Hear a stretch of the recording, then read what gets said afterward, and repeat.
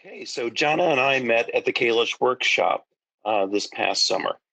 And first time I'd had a chance to meet her, although we have a lot of mutual friends. And I've kept in touch since. And I thought Jana's story and especially her work would be really important to share with the students. So I'm going to just go ahead and let Jana take it from here and tell us a little bit about your background.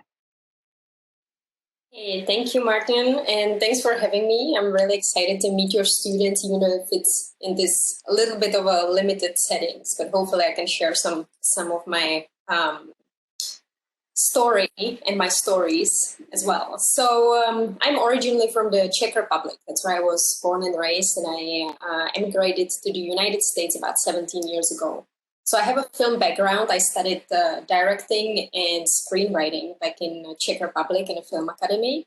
I wanted to be film director, and things really changed dramatically when I came to the US. And I started kind of looking for visual path as well, but I ended up finding photography, which I studied at City College first for about 4 years, just learning one class after another, different style of photography. I even started with photographing nudes for about a year. Then I had a really interesting art internship with one of the last assistants of Ansel Adams, who lives here. So I was working in a dark room with him. That was a work I no longer do because it was very experimental, large format, creating one print in a day, which for me being a journalist right now, I can't imagine doing anymore because, you know, we are all in a hurry, we want to get this stuff done quickly. So the work on one print, I mean, it was definitely interesting in a way of like stimulating the creative mind and like how to make things. And the man I worked with, Kim Dukas, he's a really creative man. So it was very inspiring, but it's just something I outgrew or came out of and no longer do. And then I started pursuing portraits. I did a lot of them. I tried medium format camera. We learned different things in different classes. So all of this was kind of like building towards what I do now. And then I went to journalism school. I studied at the San Francisco State in a journalism program with Kem Cobre back then. And that's also where I decided, or was really kind of like pushed by my professors to do internship, which I'm sure Martin tells you as well. It's a really important thing to do, and it kind of like jumpstarts your career very well. So I did first internship actually in Nepal, in Kathmandu. And don't ask why, I don't know. I just thought it was a good idea. Everyone thought it was crazy. Don't let anyone to tell you you're crazy, because if they tell you you're crazy, it's probably a good idea. So just do that. So I went to Nepal. I never been there. I never traveled. Landed in Kathmandu and had set up internship already in advance with a local newspaper, English-speaking newspaper, and worked with them for a month. It was really kind of eye-opening experience because even though I'm not from the US, but like US and Europe, there's certain things that really overlap when it comes to our work. But coming to Asia and working in a country like Nepal was a very different world. And I realized that a lot of the things I have learned at school actually didn't really apply. And there I was, and I didn't really know what to do with it. And so it was kind of like learning on a spot. I was in touch with my professors. I was sending him all these frustrations I was coming across and all these failures I was encountering, or, you know, things we learned that this is how you do it, but that unfortunately doesn't work in a place like Nepal. So it was a really interesting experience. And then I met a really interesting colleague who was there covering something for the same paper. He was from Bangladesh. And because my approach is kind of staying flexible and being open to opportunities, which I also recommend to you to be doing in this kind of work. He was going back to Bangladesh, and I decided to go with him because he's a writer. I was photographer. We got along very well. So it's like, let's just try to do some stories in Bangladesh, another country I've never been to, much more challenging than Nepal or anywhere else I've really been to. But incredible, like some of my strongest images I have done is 10 years ago there. I don't think I have, you know, exceeded it really. But it was just opportunity that I took upon, and we traveled around Bangladesh together, covered some incredible stuff, like the shipbreakers in Chittagong. It was a work that I knew because Sebastião Salgado, the the Brazilian photographer is one of my favorites, and he has done that work. He was there many, many years ago, so I was really interested by that. And this reporter at that time had connections, even though it was already blocked for the public, and no one could go because there were some fights over the rights of the workers and everything. So they didn't want to let the media in, but he had connections, so he managed to sneak in. They were not psyched about me being there, being a woman with camera running around. That was definitely not something they were ready for. But I got my photos in. While my colleague was arguing why we should be there and why they should let us in, I got most of the images shot and managed to have a story out of that afterwards that, I'm until today very grateful that took place. So after that, I came back. So it was about 3 months in Asia. I came back, I finished my last year in journalism school, and I did another internship, and that was for San Francisco Chronicle. That's the newspaper I work for. I stayed with them for about half a year. Very different kind of internship, of course, because it was a paper daily here in a very busy city. So it was just kind of like a different perspective. And I'm not very good with sports photography, for example, or breaking news. I'm not the fastest, I have to admit. I like to take my time with stuff, not to be rushed, not to be under pressure as much. So I learned to kind of overcome that again. I told them, hey, I'm not good at sports, even though I probably won't be covering sports since that's not my specialty. But if you work for a newspaper, if you're a photojournalist, you got to know at least how to somehow cover it in case you have to. If you're in a situation that I have to go, shoot basketball, I need to bring some images. So I went to these games, I photographed, the 49ers here with local photographers who taught me how to do it somewhat, So it was kind of like a good mix of everything out there to kind of try and test and see what I like as well, because when you experiment, you kind of get to learn what you're passionate about. And I realized that for me, it's definitely portraits, which I love to shoot ever since I did photography. It's just a big passion of mine, as well as the longer term documentary social projects that take longer time and that you kind of get to know the people you photograph, and it slowly develops, and you might go back to it. You might shoot a little bit and then another year you shoot some more, and it's these long-term projects that are really valuable in what we do. And those are the kind of projects that no one probably is going to send you to do, but those are the ones that you do because you care, or it's a project that you really want to do, or it's a topic you really want to discuss through your images with your audience. So I encourage you to definitely find something like that you always kind of do and go back to and research and, have a continuous interest in.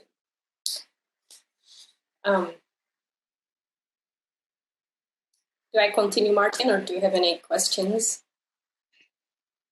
Sure. Let me just jump in. You were talking about assignment work, and before we started recording, you were telling me about stuff you were doing, I guess, at the end of last week that was related to the health crisis. Can you tell me a little bit about what you were sent out on and the precautions you took while you were on the job during this really, to put it mildly, very unusual time? Mm-hmm. Yeah, so as I was mentioning, so I live in San Francisco and I freelance for the San Francisco Chronicle. I have to say that all of my other work, because I do other work as well, I work for the Chronicle on average, normally maybe a couple times a week, 3 times a week. It really depends also on their needs, but usually not more than that. So it is now my only work. Everything else is canceled. So I'm very thankful for it, even more than ever, because it's the only work I have. And the assignments, of course, everything is about COVID-19. Every single assignment I have done in the past 2 weeks has been about the coronavirus, of course, because that's what we covered. That's what's going on. And yeah, it has been definitely challenging in terms of,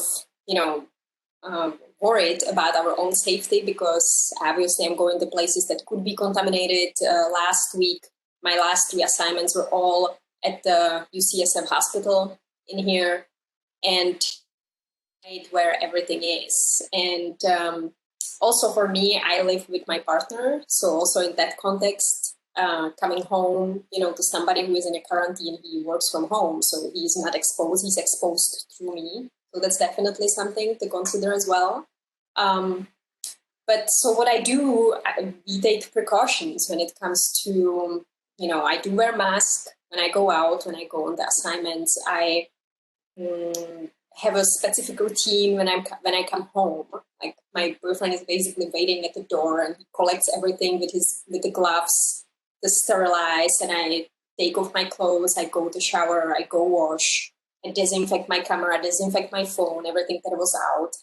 But still, even doing this and being kind of like vigilant about it, it's still, you never know, because this virus can be somewhere that I might not, notice or clean, and it's always kind of on your mind a little bit. But I do maybe 3 assignments a week now. For first week it was a little bit more, but it's still nothing compared to actual staffers from the Chronicle. But still, it is a certain pressure or something that really is more challenging than usual. And it's only you who make the decisions if you want to go there and do it. I decided that I want to cover this. That's the weird thing, because as a journalist, I am aware of the risk.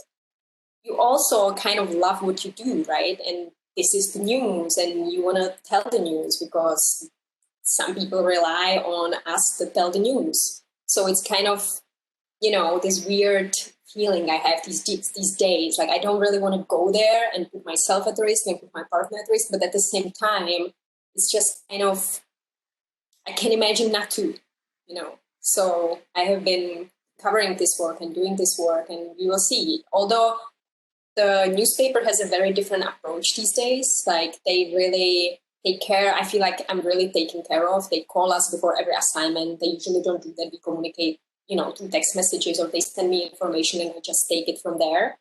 But these days, they just kind of try to check in with us, check on us, see how we are doing, if we are okay doing certain things, if there is something we are worried about.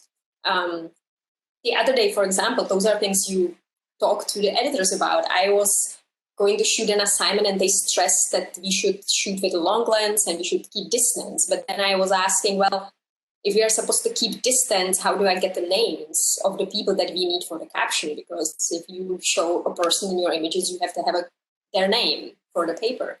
So we kind of ended up having a communication, we communicated about it, we had a phone call about it, like, how do we proceed? Because if you want to get someone's name, you have to come closer, right? And you are kind of engaging the person. So it's things like that have been coming up, and everyone takes this kind of stuff seriously because, they are also responsible. So everyone is kind of worried because they assign us to send us there. And even though I don't have to take it, but still, it's just kind of, you feel the responsibility of sending people to places that they necessarily shouldn't be. But we are the news, so that's why we are there. Heck of a story. So tell me about your job you talked about your different roles, and we met predominantly as a result of what you do with the National Geographic and your work there. Can you talk a little bit about what you do with them, and feel free if you want to share anything off your screen or any work that you've done, certainly do that. So I work actually for National Geographic Expeditions. So that's a group that provides trips for students that can choose a trip, apply for it, and then purchase it and go on an expedition that teaches them based on their interests, either photography, storytelling, which is those that I teach. We have anthropology, creative writing, science, of course, and everything is in the theme or feel of National Geographic. So I'm one of the leaders, the photography leaders, and I do these trips every summer. Not sure how it's going to go this summer because so far things are a little bit uncertain. But I have a group of students. I have a co-leader and National Geographic expert who's with us, and we go to certain places and we explore. And then I spend the time with the students every day, obviously, for 2 to 3 weeks, and I teach them about photography, and I teach them about the culture, how to behave, how to connect with people, how to ask for permission to people, and that's something that is really crucial. And we kind of reflect the values of National Geographic as we go along. And those trips are really incredible. They are definitely life-changing for our students, I believe, and even for us as the leaders, because we kind of all learn through the process and we tell the story. We are kind of like, everyone is kind of like on an assignment, and through their work, through the photos, they kind of try to capture their experience. And so I enjoyed also because I get to edit their work, we discuss their work, but it's kind of like a speed course because it's 2 to 3 weeks, but it's very intense because we always do something that is very memorable, or kind of almost like unforgettable every moment of what we do, but it's all compressed in those 2 weeks. So I've been doing these expeditions for a few years. I usually do the trips to Asia. I've been to the Himalayan region of India. It's a very incredible trip, but very challenging as well. I did Prague because that's, from the Czech Republic, so there was a photo workshop. It's a little bit different structure than the expedition. Yeah, and this year I was supposed to do the Canadian Arctic, but I'm not sure if that's going to be happening because, we will see. Fingers crossed it would. I would love to go, but not sure yet about that. So, yeah, so that has been probably it about this kind of work. But I do have a connection to National Geographic. I really love the institution. I love many of the editors who I've been in touch. I was lucky enough, and this is also what actually takes me back to Bangladesh, which started my connection through National Geographic, because when I was in Bangladesh, when I was still a student 10 years ago, and I went to that shipbreaking yard I was telling you about, I shot an image that I haven't even considered significant. I'm going to show it to you in just a second.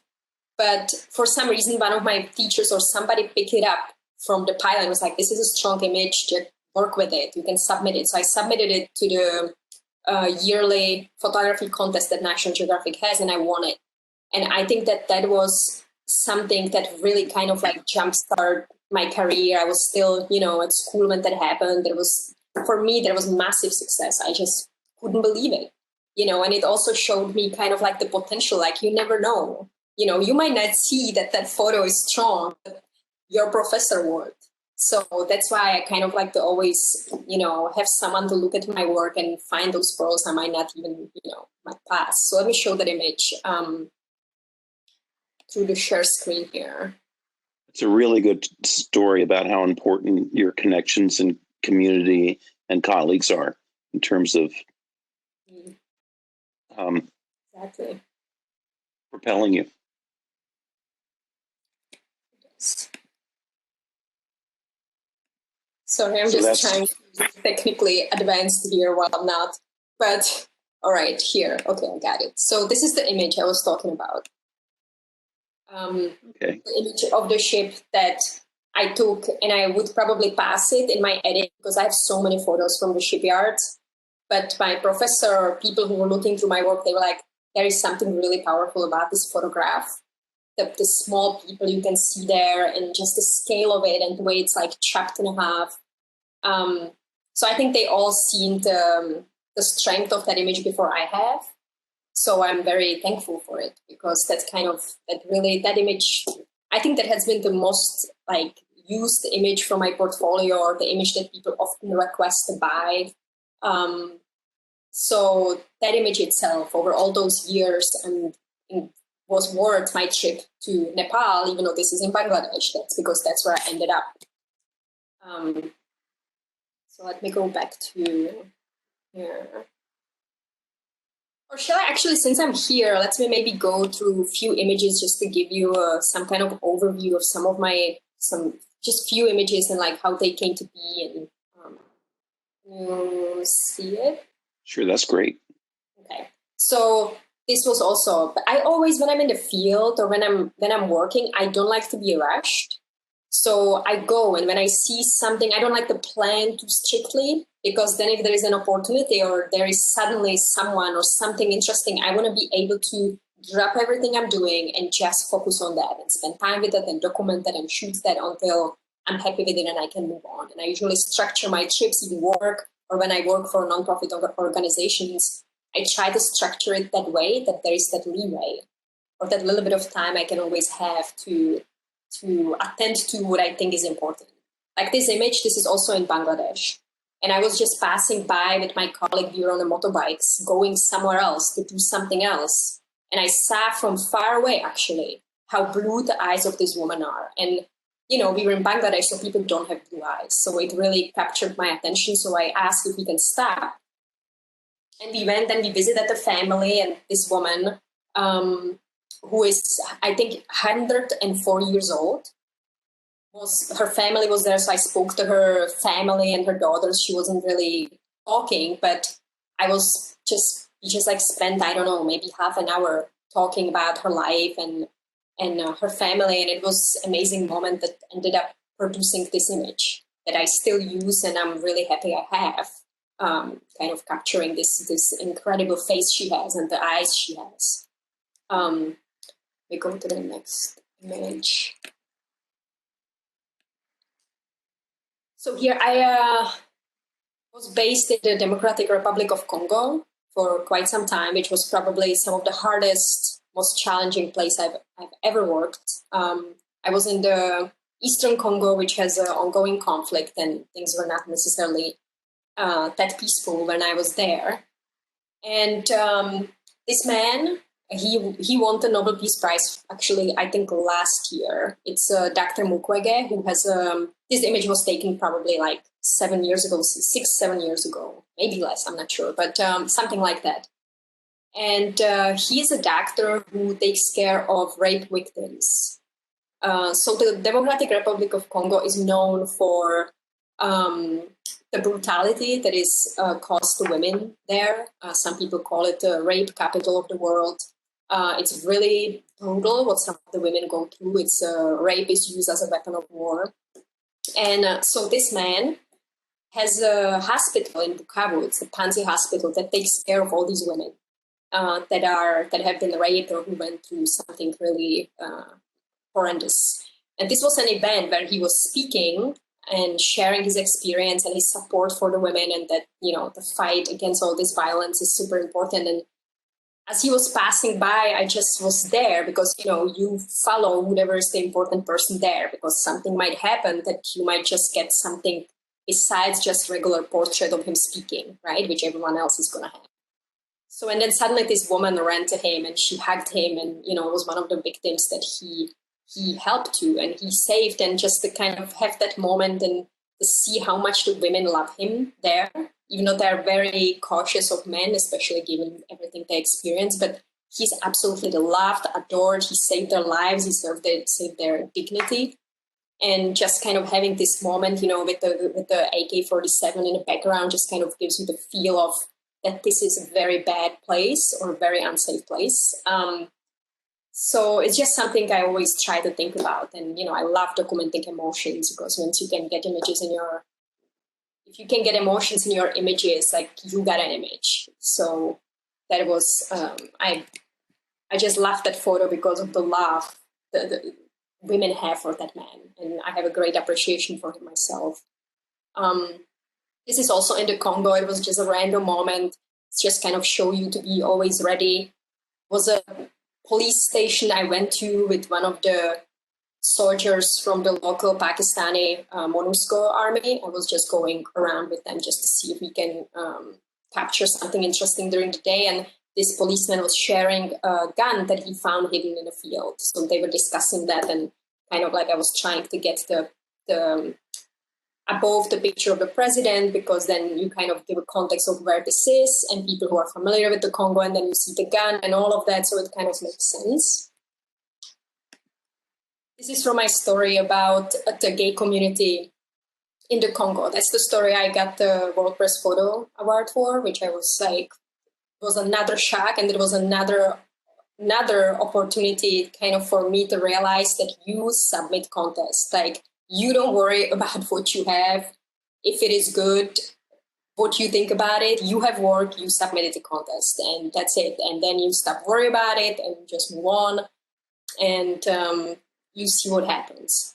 So this was the work I did in the Congo. It was extremely challenging because of, you know, safety reasons for everybody involved. But I just felt it was very important, and I wanted to work on it and proceeded. I went to the Congo multiple times, so on each trip I tried to advance it. It was very slow, that's why I was always very skeptical. I thought I don't have the story, but I ended up somehow over all those times kind of collecting images that did tell the story that I wanted to say. This is something I want to point out to you, and I always tell the students, like, always have a project or something ongoing along with everything else you're doing that you can kind of go back to no matter where you are at. And for me, that is religion. Even though I come from the most atheist country in the world, for some reason I have this like real interest in kind of religion practices and rituals and, you know, people's faith, and I enjoy talking to them about it in different parts of the world. So this is also in the Congo. This was, you know, some rally. And, but this is something that I do no matter where I'm at. I always check out what the religion is, what is the place of worship that people go to, if there's any specific things going on related to rituals or something specific related to religion or faith. And then if I am allowed, or if I can visit, if I can shoot that, I will go and take photos. So for example, on my website that Martin can show you later on, I just have a whole gallery that is called religion, and it has a different snapshots of religion or what religion is in different parts of the world. And there is a different religions: Hinduism, Buddhism, Christianity, Islam, all of them, and just kind of like showing what faith is. And it's a project that I can photograph anywhere where I'm at, because there's always some religion aspect in any community, unless you are, you know, in Czech Republic, might be a little harder, but otherwise, everywhere you can find something, just something that, you know, if nothing else is going on, or the project you came in there to do is not working out, you have something else to go to, so you are still using your time wisely and you are producing your work. So, let's see, let's skip those two. Again, this is like as dramatic as it gets, baby being born, but the context, again, it's in a Democratic Republic of Congo. This is a cesarean section. Doctor who is performing the cesarean section is probably 24 years old. He's the most senior doctor there. He does probably, I don't know, 3 to 4 cesarean sessions a day. This is a clinic that is in the middle of nowhere, in the middle of war, but the life can't stop, right? Women still have to live. They still have to deliver their babies, live or try to live their life.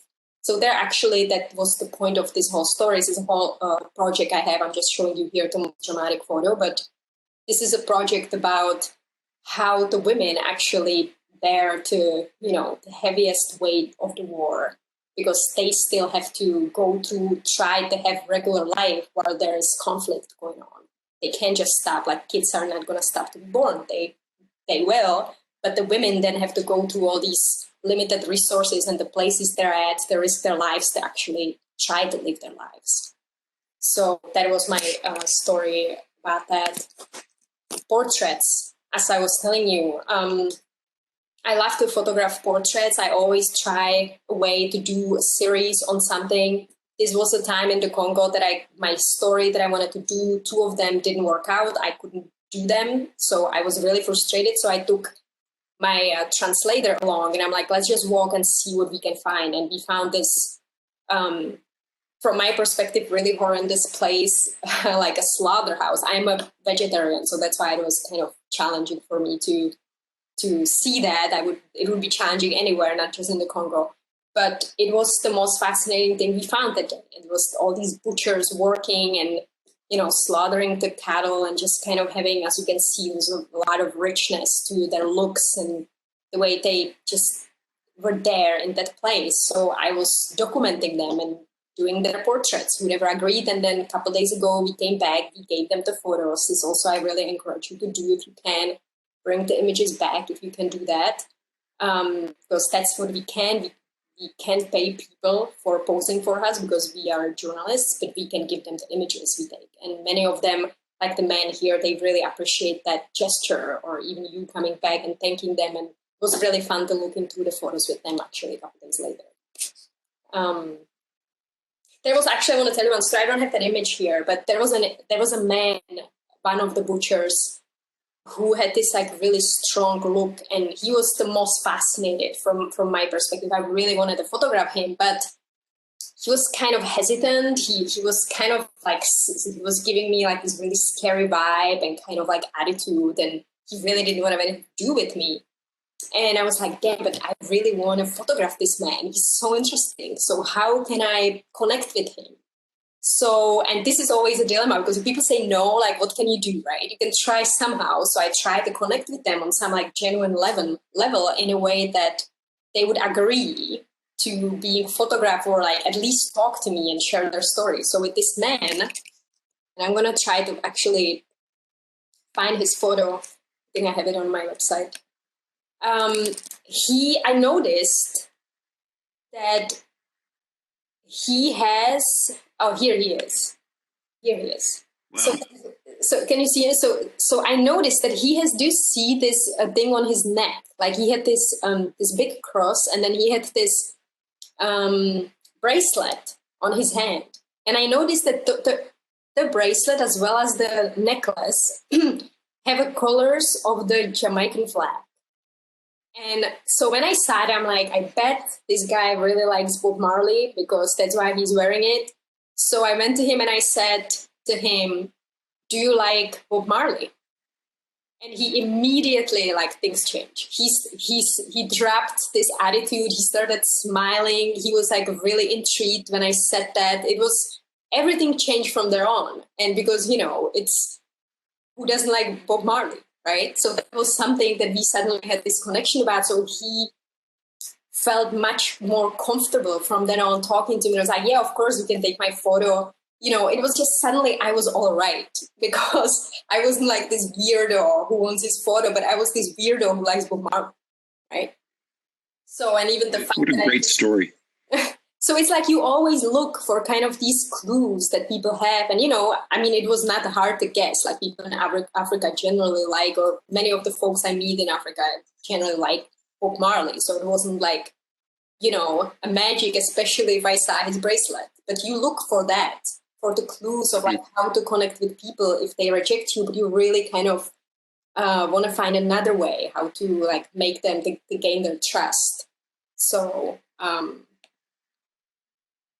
yeah, moments like this, just to kind of look for emotion, or, you know, this is also like part of the religion story I was telling you about. I was just in some little village and we were waiting for transportation, but then there was a mass and then there was a confession in a church. So I asked permission. I was asked to not stay anywhere near, so I took my long lens. I was actually quite far away when this was going on, and I could photograph, and there was this priceless moment of the boy sharing something he was not so proud of. So I think that's probably about it. I already showed you the ship. So from this, we can probably, let me just go back. Stop sharing. We can like move to other topic if you have or if you have any question about anything said. One thing that you had mentioned is the difficulty or the challenges in balancing the different types of work that you do. And I think maybe you talked about that a little bit in terms of the work that you're doing for the newspaper and how you particularly do other types that's kind of dropped off. So would you say that having that diversity of work, I mean, it kind of sounds like maybe having that diversity of work has been helpful, that you didn't necessarily specialize, that you do a number of different things, and then when one drops off, the other one can kind of pick up and keep you going. Yeah, absolutely. Yeah, exactly as you just said. It's especially at these times. I mean, I lost a lot of work, the actual work that pays the money. I mean, I live in a very expensive city, so working just for the newspaper, it wouldn't pay my bills normally. It doesn't now, but this is the situation. So I'm really thankful that I have at least some work. But I do a lot of commercial work. There is, you know, San Francisco has a lot of nonprofits who are based in here. So they do their fundraisers, they do events like that, which there is many of. So I come in, I photograph that. their event, their fundraiser, their guests. I do events, social events. What else? There would be, galas, balls. It's just kind of what we do to make money so I can afford actually to do journalism and the stories I'm really passionate about. And also those are that's kind of a work that doesn't take a whole lot of time. It's usually in the evening when I do this kind of events, they're in the evening. Or I shoot conferences, which take 3 days, but it's a lot of money you can make in those 3 days for, to take care of most of your month expenses. And then you can focus on what actually matters. Then I can edit my own work. I can do communication about the next project. I can do copyright work. I can do syndication, which I'm really bad about. I need to do more of. But, I'm just saying like that you can use your time. You can still do what you're passionate about by investing this other work that might not be exactly the kind of work you need to be doing, but you spend a small amount of time on it to get the finances you need. That really depends also where you live. I'm just saying that for me, living in this city, I forced to be here, and everything I have to take care of, this is how I have to structure it. Maybe if you live in a different part of America, that the expenses are different, you might be just fine working for a newspaper. But definitely the flexibility of having more clients, working for different people, it's always helpful because you never know what's going to happen with some of them. And if you lose some, which of course it always happens, I lose some clients I had 5 years ago, I no longer have now. And that was the main income back then. So you can never rely on just one. That's at least what I believe. It's really risky, especially if you live in an expensive city like San Francisco. So plus I like my lifestyle. I like to travel. My family is in Czech Republic, which I like to visit. So this is part of my expenses. I need to go to Europe every year, or I need to go on certain trips, or, make certain investments. So I need to account for that. I work for nonprofit organizations. Sometimes I just came back from the Philippines where I was doing work on northern Samar. It's like a really impoverished area because they get hit by typhoons a lot. So nonprofits are based there, and there is one that I've been working for some years. I haven't worked for them in a while because I was in grad school in the past, 4 years. But it was nice to be back and just do projects like that. That's another source of income, but that's again not something that, I can say, oh, I work for nonprofits. It doesn't work like that. I might do one project a year that might contribute to, the finances, and also it diversifies my work, which I enjoy about it. And I get to do things that I enjoy more than anything. I'm absolutely thriving when I do that kind of work. So, I also take it because I enjoy it. So it's kind of, you balance it, and I can afford to do it because I have all these commercial clients, right?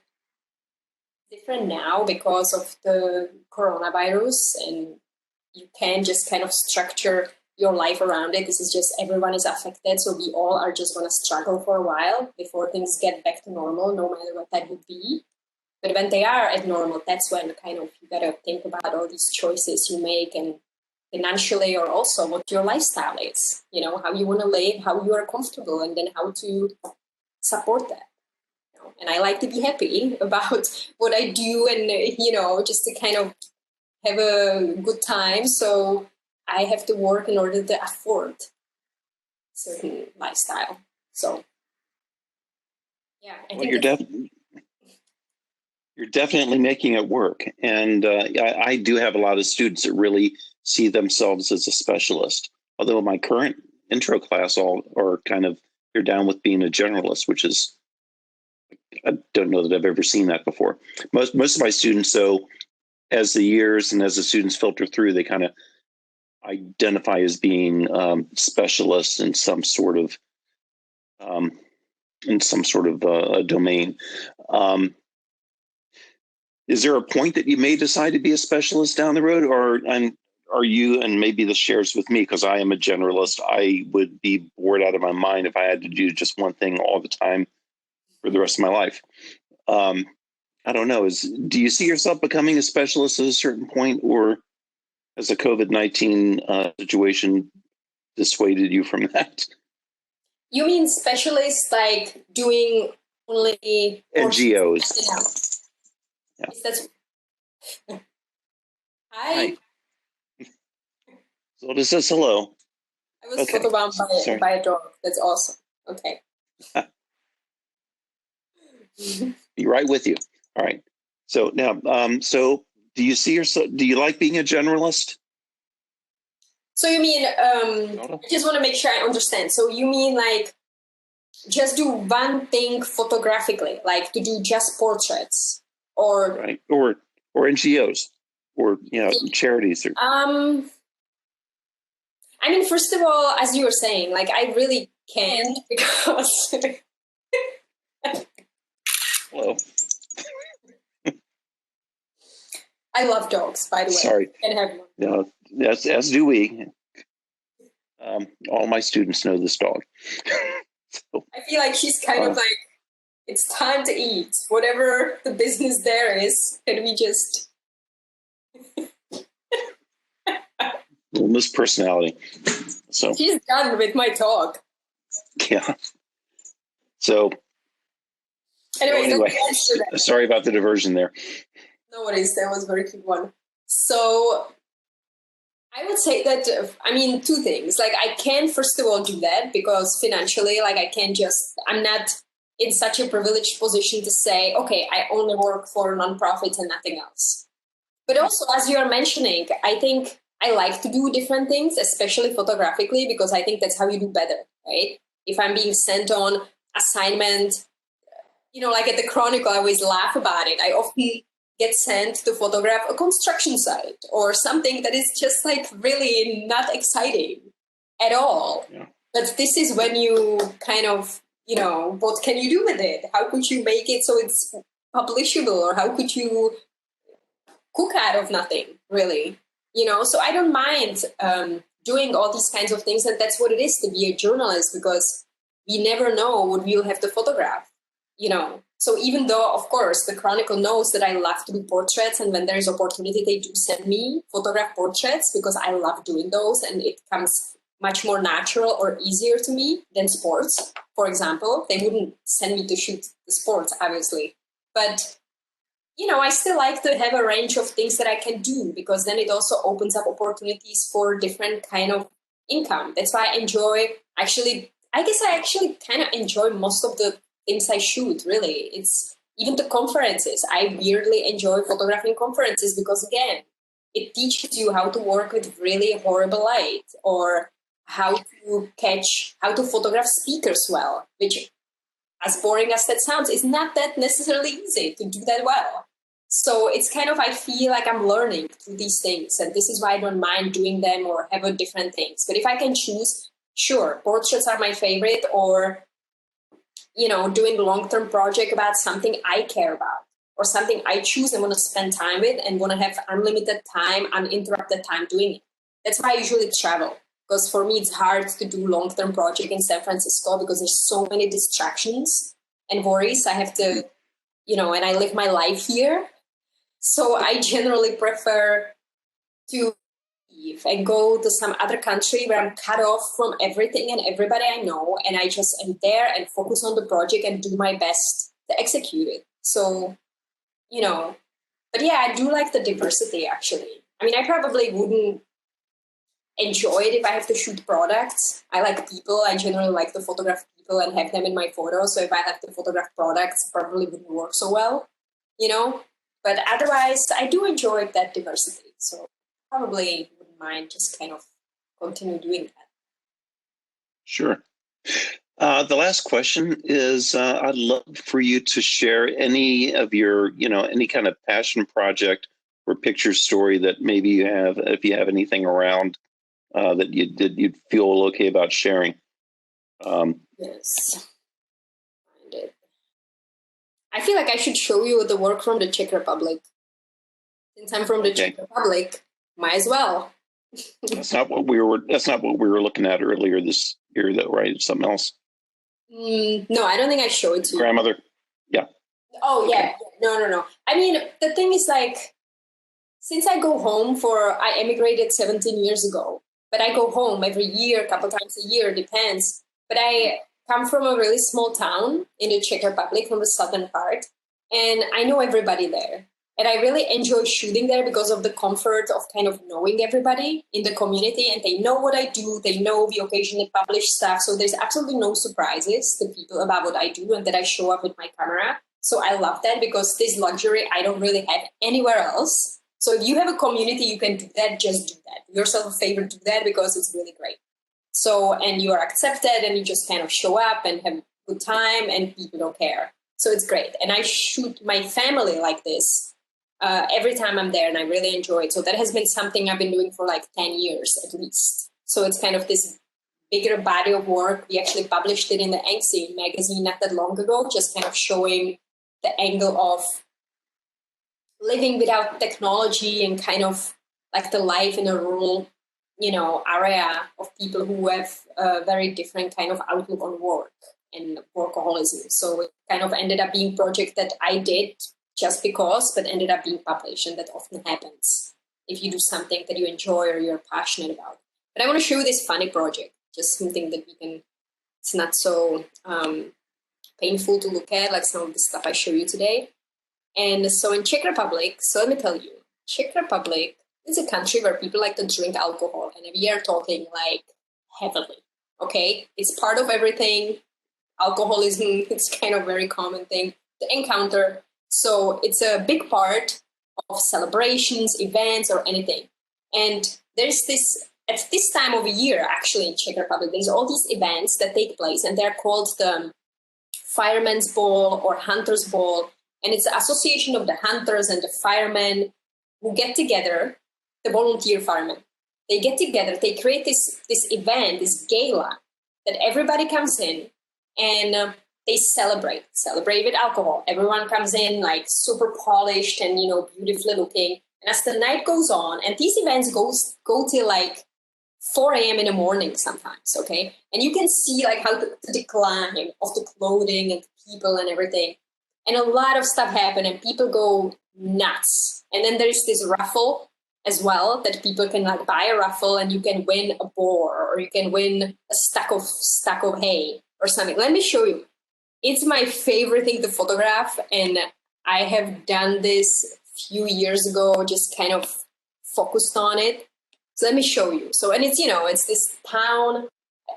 This particular one is like probably 2 blocks away from my mom's house. I went to it when I was a kid, when I was younger, and it's just the people and it's the amount of alcohol that is being drank and the atmosphere of just kind of hanging out. And so I shoot this for not necessarily like a story, like somebody did something and accomplished something like the classical storyline. But this is really just to capture an atmosphere of an event. And I'm sure that Martin probably sent you on events as the document event, just kind of like pick moments there and just kind of capture the atmosphere and what happened. So this is the raffle. So someone is winning a raffle. And, you can look for, I love to look for like irony and humor in images. That's my favorite thing, but I usually only get to do that in the Czech Republic because it's a community I know. So I know where to look for the humor there. So I love shooting it. It's, she won a bird. So she wasn't so that bird. So, and like them handing you, as you're like dressed in your gown, they're handing you these dead animals that you just won. It's incredible. He won the boar. So he was really happy because everyone wants to win the boar, right? And then people start dancing, and it's like, and they don't hold off, right? Because they don't have to. That is a great picture. See, dancing. All these are actually amazing. And that's again because all these people know me, right? So when I'm there, they don't care. They know me. This guy, I went to school with him. We were in grade school together, so he doesn't care.